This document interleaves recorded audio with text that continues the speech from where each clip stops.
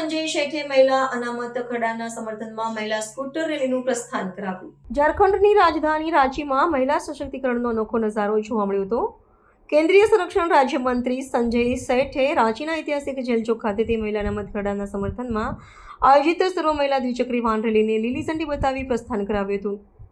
આયોજન દ્વારા મહિલાઓએ દેશના રાજકીય અને સામાજિક ક્ષેત્રે સમાન ભાગીદારી મેળવવાની પોતાની માંગને વધુ બુલંદ કરી હતી।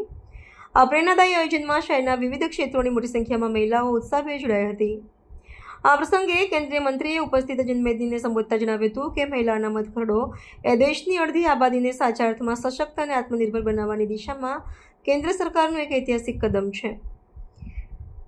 આ કાયદાના અમલીકરણથી રાષ્ટ્રના સર્વાંગી વિકાસમાં મહિલાઓનું પ્રદાન વધશે અને દેશના નીતિ ઘડતરની પ્રક્રિયામાં તેમનો અવાજ વધુ પ્રભાવી અને મજબૂત બનશે તેવો વિશ્વાસ તેમણે વ્યક્ત કર્યો હતો। જેલ ચોકથી શરૂ થયેલી આ રેલી શહેરના મુખ્ય માર્ગો પરથી પસાર થઈ હતી, જ્યાં ઠેર ઠેર નાગરિકોએ તેનું ઉષ્માભર્યું અભિવાદન કર્યું હતું। રેલીમાં જોડાયેલી મહિલાઓએ પ્લેકાર્ડ અને સૂત્રોચ્ચાર દ્વારા સ્ત્રી સન્માન અને સુરક્ષાનો મજબૂત સંદેશ પાઠવ્યો હતો। રાજકીય વિશ્લેષકો આ પદયાત્રા અને રેલીને આગામી પેઢીની મહિલાઓ માટે નવી તકો અને સામાજિક પરિવર્તનના પ્રતીક તરીકે જોઈ રહ્યા છે, જે ભારતીય લોકશાહીના મજબૂતીકરણમાં અત્યંત નિર્ણાયક ભૂમિકા ભજવશે।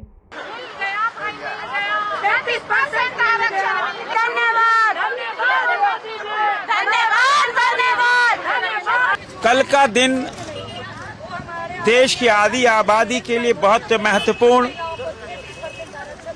जब नारी शक्ति वंदन अधिनियम लोकसभा राज्यसभा में चर्चा होगी। गंभीर चर्चा के बाद जब कानून बनेगा तो देश के प्रधानमंत्री नरेंद्र मोदी जी ने जो संकल्प लिया था और जो देश की आधी आबादी को जो उन्होंने कहा था कि हम आपको न्याय देंगे, और प्रधानमंत्री नरेंद्र मोदी जी उस संकल्प को, क्योंकि देश जानता है मोदी जो कहते हैं सो करते हैं। मोदी ने जो जो कहा उसको धरातल पर उतारा, उसको पूरा किया। अब कल 3 दिनों तक चर्चा, गंभीर चर्चा, देर रात्रि तक चर्चा, और लोकसभा और राज्यसभा दोनों सदनों में सभी राजनीतिक दल, सभी सांसद उसको पूरी तरह समर्थन देके पारित करेंगे।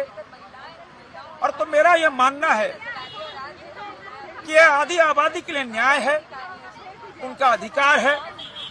सभी दलों को आगे आकर देश की बेटियों, देश की बहनों को इतना बड़ा अधिकार चर्चा के बाद देना चाहिए।